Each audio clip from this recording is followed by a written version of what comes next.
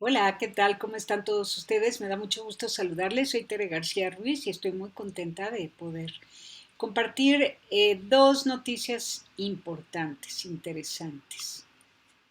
Por un lado, este documento de la Iglesia Católica que lo envía el Dicasterio para los Laicos, la Familia y la Vida, son itinerarios catecumenales para la vida matrimonial, orientaciones pastorales para las iglesias particulares. Lleva un prefacio del Santo Padre Francisco y pues tiene indicaciones generales, propuestas concretas, la fase precatecumenal, preparación remota, la fase intermedia, acogida de los candidatos, fase catecumenal, desde una primera etapa, preparación próxima; segunda etapa, preparación inmediata; tercera etapa, acompañar en los primeros años de la vida matrimonial y acompañar a las parejas en crisis. Lo interesante de esto es que desde el catecismo, si ustedes leen todo el documento, desde el catecismo van a ver que se está proponiendo pues que a los niños se les vaya educando, a los adolescentes también, sobre temas del amor, de la familia, el amor matrimonial, la sexualidad, antropología filosófica. Está muy interesante, muy interesante. De manera que ahora se va a poner mucha atención cuando se habla de promoción vocacional. Se va a hablar de la vocación al matrimonio como muy importante, ¿no? Entonces, esto me gusta muchísimo, me alegra porque el cuidado que la Iglesia Católica va a dar a los niños, adolescentes, a los jóvenes, a los novios, va a ser ya prolongado, algo permanente en la catequesis, desde la infancia, antes de la primera comunión, antes de la confirmación, y así a lo largo de toda su infancia y adolescencia tendrán oportunidad de recibir una formación completa, antropológica, filosófica, espiritual y bíblica sobre la vida en pareja. Mucho de este documento recoge de Amoris Laetitia, ¿no? Pretende volver a situar a la familia en el centro y hacernos reflexionar sobre los temas de la exhortación apostólica y animar a toda la Iglesia en el alegre compromiso de la evangelización para las familias y con las familias. Entonces, aquí lo que va a suceder es que muchas personas capacitadas, preparadas, estarán listas para dar acompañamiento a los jóvenes, a los novios, ya sea en grupo de novios o de manera particular y privada con parejas por separado, el novio y la novia juntos en un acompañamiento personalizado. Precioso, ¿eh? Su estructura según las tres etapas: la preparación al matrimonio, remota, próxima e inmediata; la celebración de la boda, el acompañamiento de los primeros años de vida conyugal. Y dice, este primer documento que se presenta ahora es a la luz de un don y una tarea, un don porque pone a disposición de todos un material abundante y estimulante, fruto de la reflexión y de experiencias pastorales ya puestas en práctica en diversas diócesis, eparquías del mundo. Y también es una tarea que no se trata de fórmulas mágicas que funcionan automáticamente. Es un vestido que debe estar hecho a medida de las personas que lo van a llevar.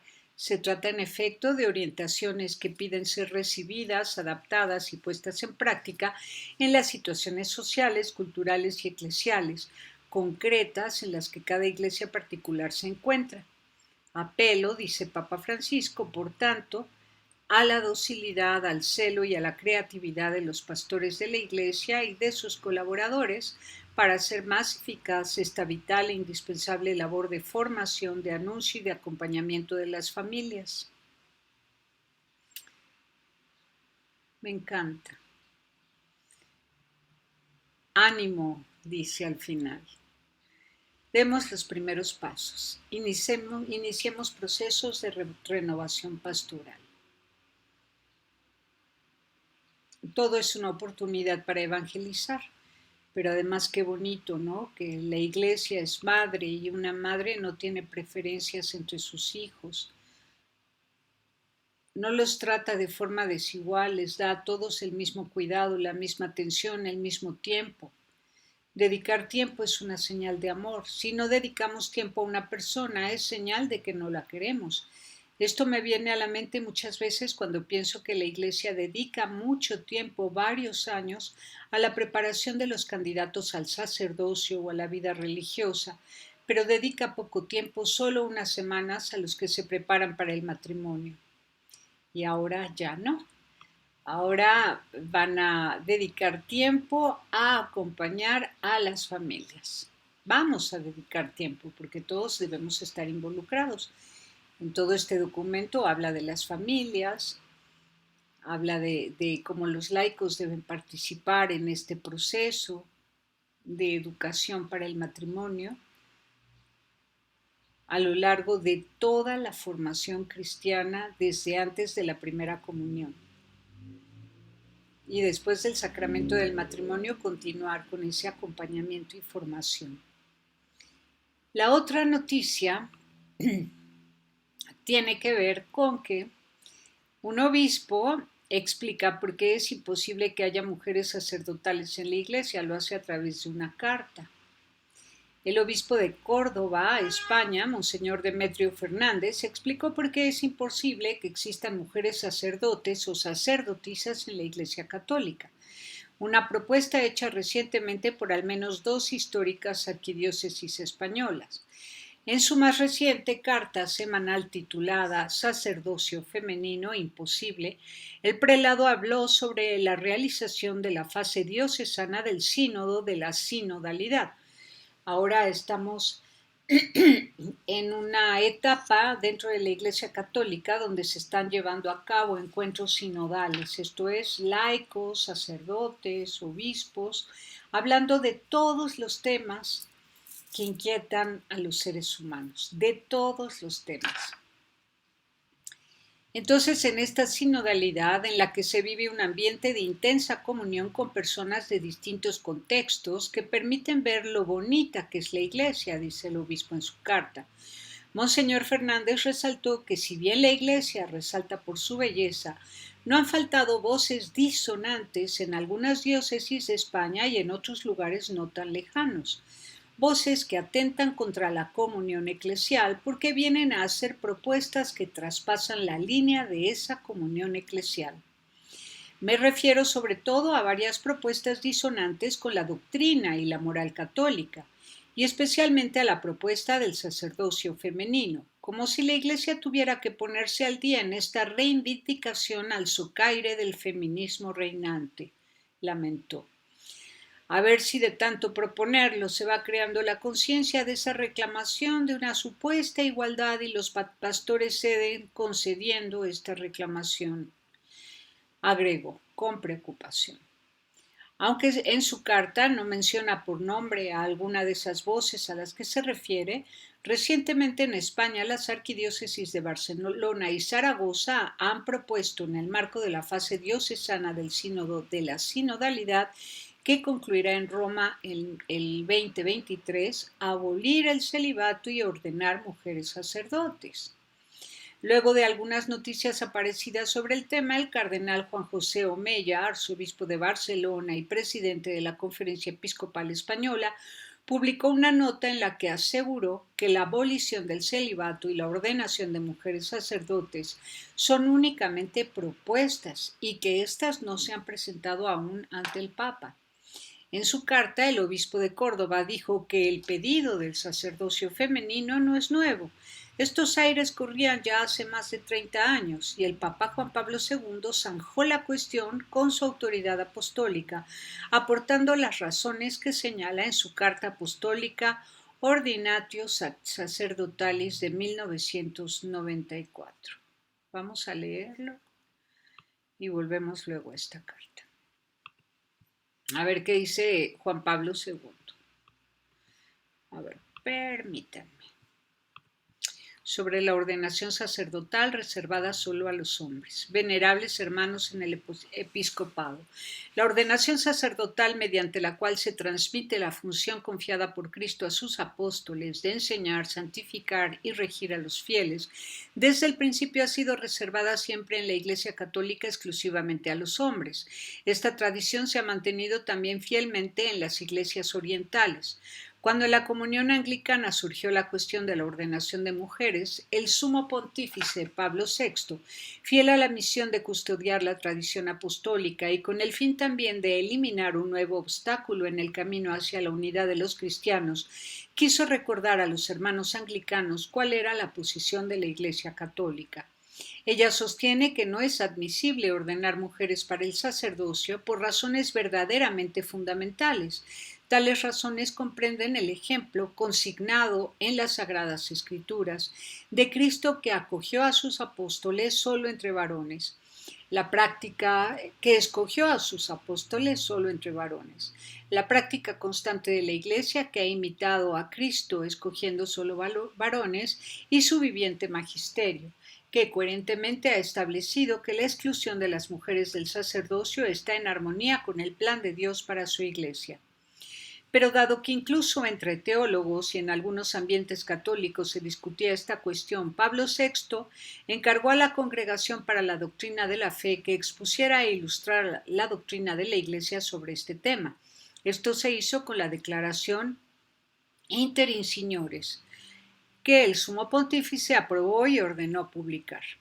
La declaración recoge y explica las razones fundamentales de esta doctrina expuesta por Pablo VI, concluyendo que la Iglesia no se considera autorizada a admitir a las mujeres a la ordenación sacerdotal. A tales razones fundamentales, el mismo documento añade otras razones teológicas que ilustran la conveniencia de aquella disposición divina y muestran claramente cómo el modo de actuar de Cristo no estaba condicionado por motivos sociológicos o culturales propios de su tiempo. Como Pablo VI precisaría después, la razón verdadera es que Cristo, al dar a la Iglesia su constitución fundamental, su antropología teológica, seguida siempre por la tradición de la Iglesia misma, lo ha establecido así. En la Carta Apostólica Mulieris Dignitatem he escrito este propósito. Cristo, llamando como apóstoles suyos solo a hombres, lo hizo de un modo totalmente libre y soberano, y lo hizo con la misma libertad con que en todo su comportamiento puso en evidencia la dignidad y la vocación de la mujer, sin amoldarse al uso dominante y a la tradición avalada por la legislación de su tiempo. Nótese aquí qué importante, ¿no?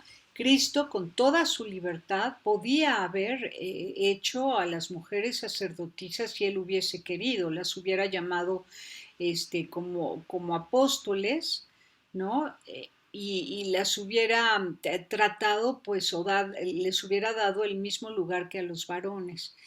Pero él les dio a ellas un trato preferencial como mujeres, ¿no? Entonces, y esto, Cristo siendo tan libre y que rompió tantas reglas como el sábado, por ejemplo, cuando era preciso ayudar a un hombre o a una persona en necesidad, eh, pues Cristo igual pudo haber llamado a mujeres, pero no lo hizo. Y entonces puso la dignidad y la vocación de la mujer en evidencia, sin amoldarse al uso dominante de la tradición avalada por la legislación de su tiempo. En efecto, los evangelios y los hechos de los apóstoles atestiguan que esta llamada fue hecha según el designio eterno de Dios. Cristo eligió a los que quiso, y tenemos varias citas en el Evangelio, Marcos 3, 13 al 14, Juan 6, 70, y lo hizo en unión con el Padre por medio del Espíritu Santo, Hechos 1, 2, después de pasar la noche en oración, y lo tenemos en Lucas 6, 12. Por tanto, en la admisión al sacerdocio ministerial, la Iglesia ha reconocido siempre como norma perenne el modo de actuar de su Señor en la elección de los 12 hombres, que Él puso como fundamento de su Iglesia. En realidad ellos no recibieron solamente una función que habría podido ser ejercida después por cualquier miembro de la Iglesia, sino que fueron asociados especial e íntimamente a la misión del mismo Verbo encarnado. Podemos leer Mateo 10, 1, del 7 al 8, 28, 16, 20, Marcos 3, 13, 16 y 16 del 14 al 15. Los apóstoles hicieron lo mismo cuando eligieron a sus colaboradores que les sucederían en su ministerio. En esta elección estaban incluidos también aquellos que a través del tiempo de la Iglesia habrían continuado la misión de los apóstoles de representar a Cristo Señor y Redentor. Por otra parte, el hecho de que María Santísima, Madre de Dios y Madre de la Iglesia, no recibiera la misión propia de los apóstoles ni el sacerdocio ministerial, muestra claramente que la no admisión de las mujeres a la ordenación sacerdotal no puede significar una menor dignidad ni una discriminación hacia ellas, sino la observancia fiel de una disposición que hay que atribuir a la sabiduría del Señor del universo.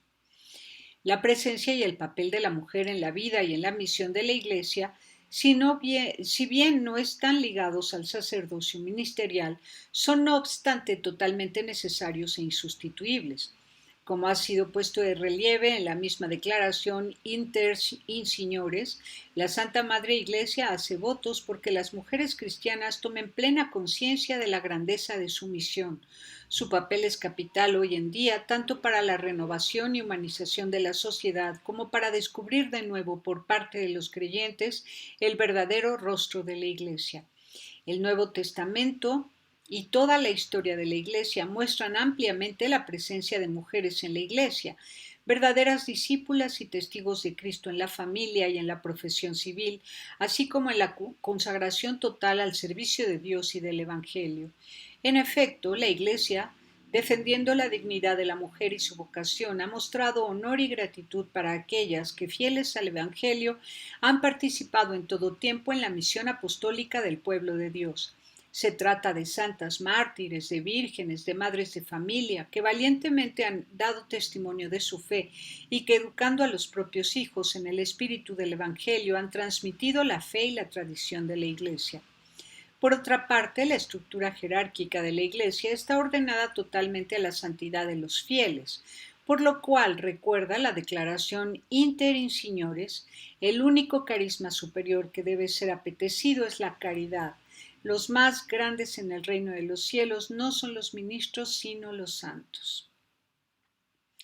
Sí, y aparte el Papa Francisco ha dicho mucho que no deben aspirar al clericalismo, al contrario, es tiempo de los laicos.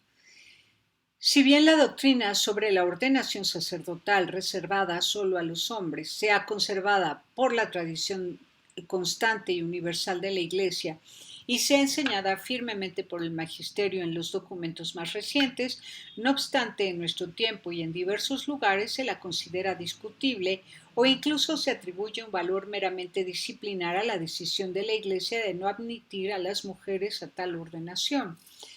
Por tanto, con el fin de alejar toda duda sobre una cuestión de gran importancia que atañe a la misma constitución divina de la Iglesia, en virtud de mi ministerio de confirmar en la fe a los hermanos, y cita Lucas 22:32, declaro que la Iglesia no tiene en modo alguno la facultad de conferir la ordenación sacerdotal a las mujeres y que este dictamen debe ser considerado como definitivo por todos los fieles de la Iglesia. Mientras invoco sobre vosotros, venerables hermanos, y sobre todo el pueblo cristiano, la constante ayuda del Altísimo, imparto de corazón la bendición apostólica. Esto fue escrito por Juan Pablo II el 22 de mayo de 1994 en Pentecostés. Este es el documento. Y la cita bíblica que está acá, Lucas 22:32, la vamos a leer acá, Lucas 22:32. Miren de qué estaban hablando. Aquí está el 32, ¿no? Pero estaban discutiendo sobre quién debía ser considerado como el más grande. Jesús les dijo, los reyes de las naciones dominan sobre ellas y los que ejercen el poder sobre el pueblo se hacen llamar bienhechores. Pero entre ustedes no debe ser así. Al contrario, el que es más grande, que se comporte como el menor y el que gobierna como un servidor. Porque ¿quién es más grande, el que está a la mesa o el que sirve? ¿No es acaso el que está a la mesa? Y sin embargo yo estoy entre ustedes como el que sirve. Ustedes son los que han permanecido siempre conmigo en medio de mis pruebas. Por eso yo les confiero la realeza como mi Padre me la confirió a mí. Y en mi reino ustedes comerán y beberán en mi mesa y se sentarán sobre tronos para juzgar a las 12 tribus de Israel. Simón, Simón, mira que Satanás ha pedido poder para zarandearlos como el trigo. Pero yo he rogado por ti para que no te falte la fe, y tú, después que hayas vuelto, confirma a tus hermanos.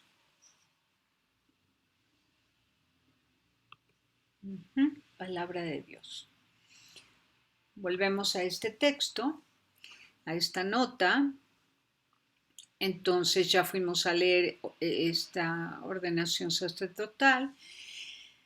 Y el obispo cita el numeral 4 de esta ordenación, esta carta apostólica de Juan Pablo II, en la que el Santo Papa Polaco declara que la Iglesia no tiene en modo alguno la facultad de conferir la ordenación sacerdotal a las mujeres, como ya leímos, y que este dictamen debe ser considerado como definitivo por todos los fieles de la Iglesia.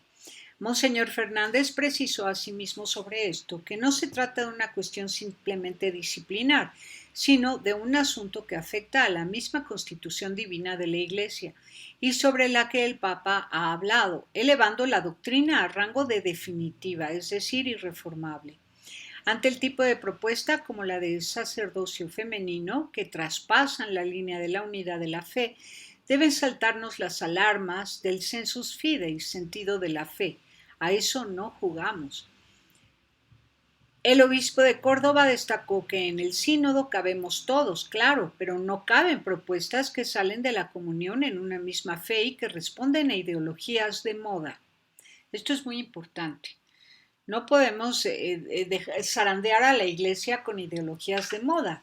Si algo nos ofrece la Iglesia es precisamente lo permanente, lo sagrado, lo eterno, el camino, la palabra de Dios, la vida cristiana, la clara distinción entre sexos, hombre y mujer. Explica bien el don de la maternidad, explica bien el don de la paternidad, del matrimonio, de la diferencia que hay, una diferencia no solo material, sino ontológica entre hombre y mujer, varón y mujer. Somos diferentes y complementarios, no solamente en lo que se refiere a un acto sexual, sino también en los roles espontáneos, en la forma de sentir la vida, de comunicarnos, en las posibilidades de donarnos a la humanidad desde nuestro ser real, hombre o mujer, lo que somos verdaderamente, con salud emocional y mental. Si se hace eso, alertó, ¿no? Si la Iglesia respondiera, fuera dócil y se dejara zarandear por las ideologías de moda, se corre el riesgo de convertir el sínodo en juego peligroso de propuestas que no brotan de la fe de la Iglesia y que rompen la comunión eclesial. Eso ya no es el sínodo al que el Papa nos ha convocado. Eso, concluyó, sería aprovechar la preciosa ocasión que se nos brinda para salirse del tiesto. Y con la fe de la Iglesia no se juega. El Papa Francisco y el sacerdocio para mujeres. El Papa Francisco se ha referido al tema en distintas ocasiones durante su pontificado, esencialmente recordando que fue San Juan Pablo II quien zanjó el tema definitivamente, como lo hace en su carta semanal el obispo de Córdoba. Y en noviembre de 2016, en la rueda de prensa en el avión de regreso a Roma desde Suecia, el Santo Padre dijo que sobre la ordenación de mujeres en la Iglesia Católica, la última palabra es clara y la dio San Juan Pablo II y esto permanece. En junio del 2018, el Papa Francisco concedió una entrevista a la agencia Reuters. Sobre el tema dijo que es necesario tener en cuenta que con el orden sagrado no se puede porque dogmáticamente no va, y Juan Pablo II fue claro y cerró la puerta. Y yo no vuelvo sobre esto. Era algo serio, no un capricho. Muy bien. Pueden leer esto en la carta semanal Obispo Sacerdocio Femenino Imposible de la Diócesis de Córdoba. Entonces, pues cosas así están pasando en el sínodo, en las reuniones sinodales que se están realizando en todas partes del mundo, los obispos con laicos, laicos cercanos a la vida parroquial, cercanos a las actividades misioneras de la iglesia, pero también algunos alejados. Han regresado para participar en estas reuniones sinodales y han expuesto sus inquietudes. Entonces han llegado personas, y esto en todas las reuniones sinodales, personas con ideología, a proponer cosas que no corresponden a la fe cristiana católica. De manera que la iglesia tiene que ser muy sólida, los obispos, los sacerdotes, todos tienen que ser muy sólidos porque estas reuniones son de laicos con sacerdotes y obispos y tienen que ser muy, muy sólidos para decir aquí todos podemos hablar, todos podemos exponer nuestras inquietudes, pero no podemos actuar y tomar decisiones con base en las modas, las ideologías que siempre ocultan la verdad. La iglesia lo que presenta es el camino, la verdad y la vida. Se puede dialogar, se puede hacer pensar, se pueden dar razones, se puede argumentar para que se entienda, se conozca, se entienda y se ame la verdad. Ese es el camino que la iglesia ha de ofrecer. Mientras tanto está escuchando esas inquietudes para poder atender y acompañar a quienes necesitan acompañamiento en caso de que deseen conocer, comprender y amar la verdad y vivir conforme a la verdad que corresponde pues a nuestra vida cristiana, ¿no? Que todo está en la palabra de Dios y que ya hay muchos estudios antropológicos y metafísicos para poder explicar y dar razón de nuestra fe y de lo que Cristo nos ha invitado a vivir. Ahora, desde mi visión personal, desde mi experiencia personal como mujer dentro de la Iglesia Católica, lo que observo es que los sacerdotes, por supuesto que son pastores, ¿no? Son pastores, ellos nos presiden la misa, consagran la Eucaristía, nos reciben en la sala de la misericordia, nos dan la absolución de parte de Jesús, todo lo hacen en nombre del único y eterno sacerdote, o sea, el sacerdocio de ellos es el sacerdocio de Cristo. Entonces, prestan su vida, donan su vida para que en nombre de Cristo puedan ofrecernos este regalo de la Eucaristía y la confesión. Entonces, y otros sacramentos, ¿no? Como los obispos, la confirmación, por ejemplo. En el caso del matrimonio, los sacerdotes fungen como testigos, pero quien hace el matrimonio como sacramento es Dios en el corazón de quienes piden su gracia para vivir en matrimonio, un hombre y una mujer. Y el sacerdote bendice y registra ese matrimonio como miembros de la iglesia que se casan y queda anotado, ¿no?, en el acta de matrimonio. Luego también presta el servicio del juicio de nulidad matrimonial también y nos acompaña. Y bueno, la iglesia es madre y maestra. Entonces, como madre y maestra, no puede caer en el en dar permiso de todo, ¿no? De consentir a todos. Una madre es educadora y cuida. La madre que cuida y salva no solo el cuerpo del hijo, sino el alma. Es custodia del alma. Entonces, Si hoy las mamás no estamos sabiendo ser educadoras, por lo menos que la iglesia nos eduque bien. Entonces, la mujer dentro de la iglesia, una mujer bien identificada con la iglesia, o sea, bien enamorada de Jesús y de la comunidad y que entiende todo el significado del cuerpo místico de Cristo, sabe que lo que hacen sus amigos es como si ella misma lo hiciera. Y en el momento en el que el sacerdote está consagrando la Eucaristía, ella está gozando al máximo porque si bien el sacerdote preside, la mujer está ahí siendo testigo de un regalo enormísimo que es Cristo que se nos da como un panecito. Y si Cristo se nos da como un panecito, nosotras, ¿por qué querríamos estar presidiendo la ceremonia? ¿No? No tenemos por qué aspirar a ser sacerdotisas. Somos receptoras. La mujer es más receptiva, menos emisiva. Es propio de lo femenino, ¿no? Entonces la mujer recibe y con lo que recibe hace maravillas. Entonces tú recibes la Eucaristía, recibes la palabra de Dios y entonces pues haces lo que te corresponde como mujer, pero aspirar a ser sacerdotisa está fuera de lugar. Eso no viene en la Biblia, ¿no? Que había diaconisas, sí, había diaconisas, pero era otra la tarea. Las diaconisas no eran sacerdotisas, no fueron llamadas como apóstoles. Eran mujeres de la comunidad que prestaban su casa para que hubiera reuniones de fe, de oración. Administraban los bienes en favor de los servidores, de los apóstoles.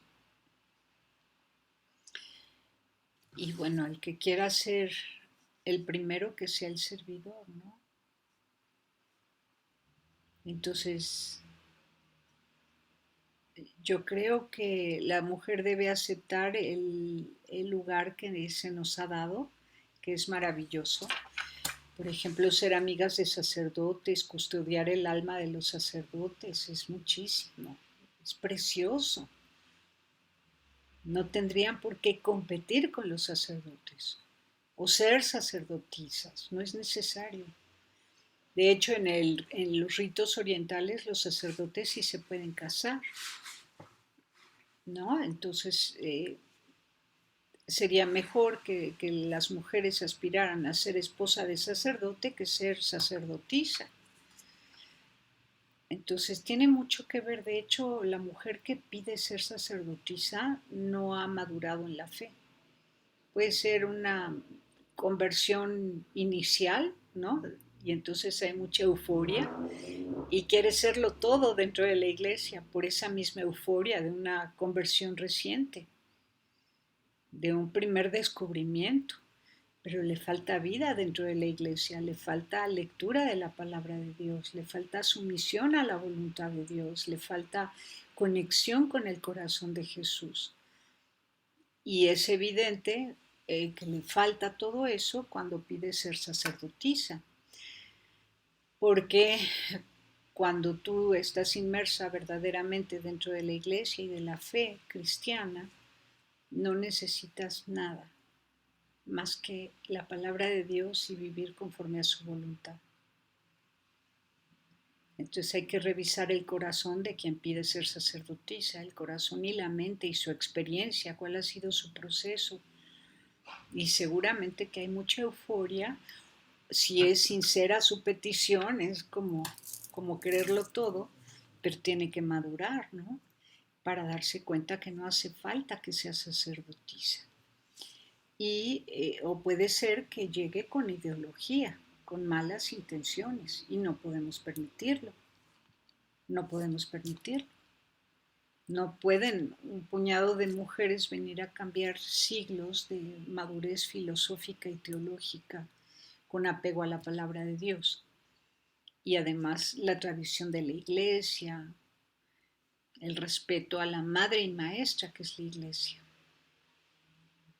Y esto es muy distinto a sugerir que pudiera haber sacerdotes casados, porque eso sí viene en la palabra de Dios. Sí puede haber sacerdotes casados. Y no siempre han sido solteros los sacerdotes, ¿no? Entonces, por supuesto que se puede cambiar esa regla y los sacerdotes pueden ser hombres casados. Eso sí se puede. Pero llegar con ideologías, no. No. La iglesia ofrece verdad. Siempre verdad. Gloria a Dios. Pásenla bien haciendo el bien. Hasta la próxima.